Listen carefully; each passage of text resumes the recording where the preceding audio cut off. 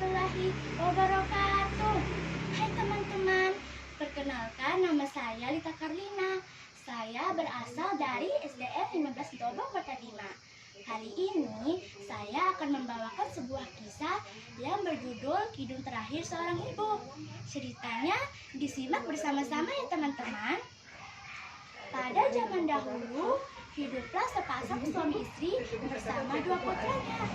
Yang sulung bernama Lamonenae, sedangkan yang bungsu bernama Lamonetoi. Mereka hidup rukun dan damai di pinggir Teluk Bima. Setiap harinya, sang ayah selalu mengajak kedua putra kesayangannya itu untuk pergi melaut. Pada suatu pagi, mereka berhasil menangkap ikan dalam jumlah yang sangat banyak. Hampir seluruh belulang dalam sampannya dipenuhi ikan hasil tangkapan. Terbayang, barang apa saja yang bisa ditukar dengan ikan yang banyak itu ya teman-teman? Sang ayah ingin menukar sebagian ikan itu dengan sebuah sampan. Sebab sampan yang lama sudah tua dan di sana sini sudah mulai bocor. Namun neneknya ingin menukar ikan itu dengan sebuah keranjang jala karena ia ingin melas sendiri tanpa bergantungan dengan orang tuanya. Lamonetoi memiliki keinginan yang sangat berbeda dengan ayah dan Lamonenae.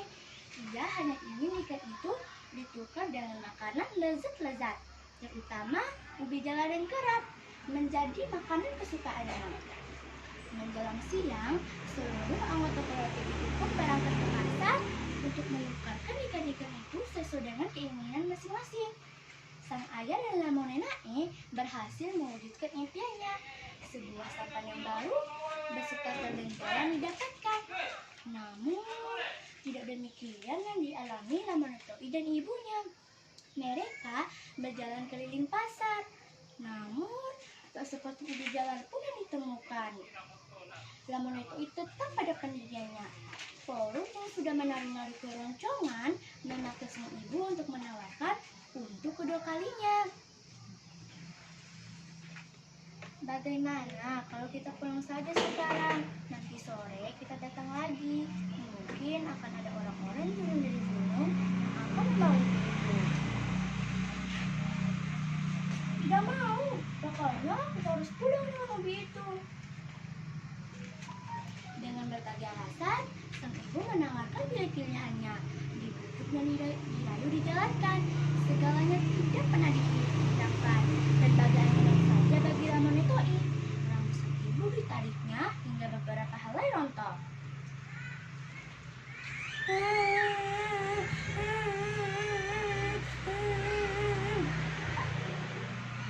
Matahari sudah mulai berada di atas kepala. Panas memanggang menyebabkan suasana menjadi gerah. Ikan yang dibawa sejak tadi pagi sudah mulai berbau busuk dan dikerumuni lalat. Wanita setengah baya melintas di hadapan mereka. Wanita itu menjunjung sebuah bakul yang penuh berisi umbi-umbian. Sang ibu berdiri dan bertanya kepada wanita itu. Lamonetoi girang bukan kepalang. Segera diambilnya 2 potong umbi jalar itu. Namun, sebuah persoalan menghadang. Wanita itu tidak mau menukarkan ubinya dengan ikan yang sudah membusuk dan berbau. Tolonglah, sejak tadi pagi anakku menangis menginginkan ubi itu. Tetapi ikan ini tidak ada gunanya bagiku. Tolonglah, besok saya akan datang ke sini untuk membawakan ikan segar untukmu. Karena merasa kasihan, wanita itu pun menerima tawaran ibu Lamonetoi.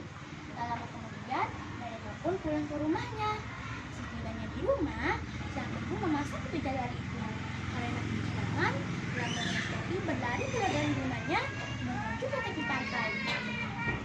Tanpa terasa, hari sudah banyak senja. Ubi itu siap untuk dimakan. Sang ibu membagikan sepotong ubi jalar itu untuk sang ayah dan Lamonenae. Sedangkan yang sepotongnya lagi disimpannya untuk Lamonetoi. Tak lama kemudian, sang ibu pun melangkah ke tepi pantai untuk mencari Lamonetoi. Pulanglah anakku, Hari sudah sore dan ibu sudah masak dan juga tidak baik berlama-lama di sini. Nanti mau jatuh sakit. Sebentar lagi ibu, sebaiknya ibu pulang duluan saja. Nanti saya susul. Tetapi ibu khawatir anakku. Lihatlah, air laut sudah mulai pasang. Ibu takut terbawa ombak. Ibu jangan khawatir, saya kan sudah bisa berenang. Tetapi kok masih kecil anakku? Ibu jangan paksa terus, nanti juga saya akan pulang kok. Meski dengan rasa kecewa, sang ibu tetap pulang sembari tetap mengingatkan putra bungsunya itu. Setibanya di rumah, Lamonena Air pun menyapa.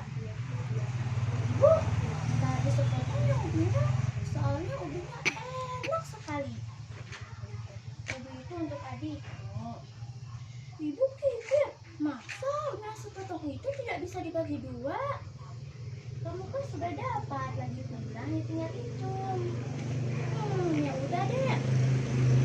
Sore sudah banyak temaram dan perlahan akan gelap.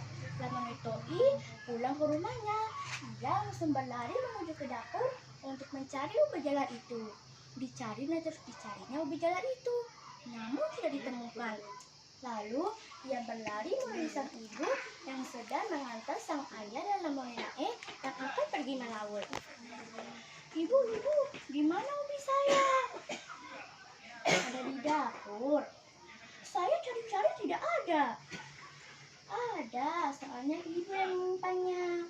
Di mana ubinya, Bu? Cepat tampilkan. Sebentar anakku, kita antar dulu kepergian ayah dan kakakmu yang akan pergi melaut. Akhirnya, sang ibu memiliki keinginan Lamonena Toi. Meski tangan kanannya masih melambai-lambai mengantar suami tercinta mengarungi ketenangan laut malam. Sementara itu, Lamonena hanya diam, seakan-akan tidak pernah tersirat sebuah penyesalan bahwa ubi itu telah dicurinya dan dimakan dengan lahap. Setibanya di rumah, ternyata ubi yang disembunyikan itu sudah tidak ada. Sang ibu menjadi bingung, siapa yang mengambilnya dan di mana lagi harus dicari. Lamonena Toi menangis sekeras-kerasnya. Sang ibu sekuat tenaga untuk menghentikan tangisannya. Perlahan-lahan dibelai rambutnya. Malam terus bergulir dan pagi pun menjelang. Badai belum juga berhenti. Dipandangnya ke arah laut, namun belum tampak sebuah sampan pun mengarunginya. Apalagi yang hendak merapat ke tepi pantai. Kini badai sudah mulai reda, langit kembali cerah, dan matahari memberi secercah harapan untuk berdiri di tepi pantai, menanti dan terus menanti suami tercinta bersama Lamonena M. Lamonena Toi terus saja menangis. Kali ini tangisannya semakin keras seperti orang kesurupan. Sang ibu sekuat tenaga untuk menghentikan tangisannya. Anakku, berhentilah menangis, bertangis, berpikirlah akan keselamatan ayah dan kakakmu yang saat ini belum kembali. Saya belum mau berhenti menangis sebelum ibu mendapatkan ubi itu. Anakku, janganlah terlalu menuruti nafsu amarahmu. Tidak, tidak. Anakku, untuk yang kali ini ibu meminta berhentilah menangis, sebab tangisanmu telah menggelapkan dunia ini. Lihatlah sekelilingmu, suasana sudah mulai gelap. Antara ada dan tiada, seiring gulungan ombak, samar-samar terlihatlah bayangan suami tercinta bersama Lamonena yang melambaikan tangan. Bayangan itu semakin dekat dan terdengarlah suara panggilan dalam mulutnya sang istri merenung. Anakku, kau dengar suara memanggil nama ibu? Suara dari mana? Suara ayahmu dan Lamonena. Ibu jangan berbohong. Ibu jangan menakut-nakuti saya. Ibu tidak berbohong, anakku. Biarkan saja mereka mati. Oh anakku, Teganian kok berkata begitu hanya karena sepotong ubi. Lamun Neto kini hanya tetap saja menangis. Kali ini tangisannya semakin keras, seperti orang kesurupan. Sementara sang ibu sudah tidak mau memperhatikannya lagi. Ia hanya mendengar suara gaib. Sesuatu. Perlahan-lahan, ia menuju laut dan seraya berkata kepada Lamun Neto, "Anakku, jika kau tidak mau menghentikan tangisanmu, maka kaki ibu akan terus melangkah sampai air menutup mata." Ketika air hampir mencapai lutut, sang ibu melantunkan kidung terakhir kepada laut, angin, dan ombak. Duh aralano, kuluput atu'u. Duh aralano, kalupu wangga. Duh aralano, kalupu woke. Duh aralano, kalupu lawili. Duh aralano, kalupu woke. Lamun ketika air hampir mencapai sang ibu, ia berjanji tidak akan menangis lagi. Namun nasi sudah menjadi bubur. Air ludah yang tertumpah tidak mungkin ditelan kembali. Sang ibu sudah terlalu sakit atas kerasnya pendirian Lamun Neto ini. Sang ibu tetap saja melangkah sampai air menutup mata. Duh aralano, kalupu pahu.